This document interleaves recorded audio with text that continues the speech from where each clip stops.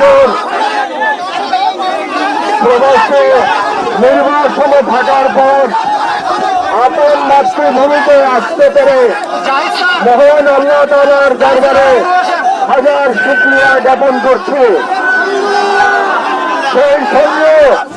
সেই সঙ্গে ছাত্র জনতার মহান বিপ্লবে যারা শহীদ হয়েছেন, শহীদ হয়ে যারা বাংলাদেশের ভারতের দালাল শেখ হাসিনার ফাঁসিবাদকে উৎখাত করেছেন, সেই শহীদদের বিদেহী আত্মার উদ্দেশ্যে পরম কৃতজ্ঞতা এবং অকৃত্রিম শ্রদ্ধা জ্ঞাপন করছি।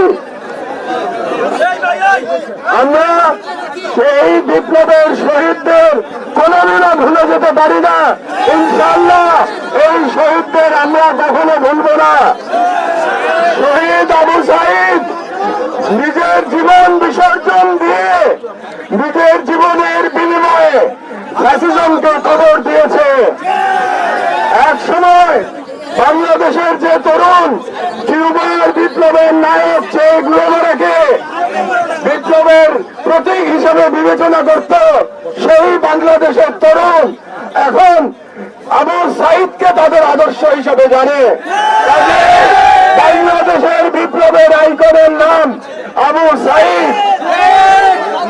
আবু সাঈদের সেই দুই হাত প্রসারিত করে ফ্যাসিবাদের পুলিশের উদ্ধত রাইফেলের সামনে উদ্ভাসিত মুখে দাঁড়িয়ে থেকে শাহাদাত বরণ করা বাংলাদেশের জনগণকে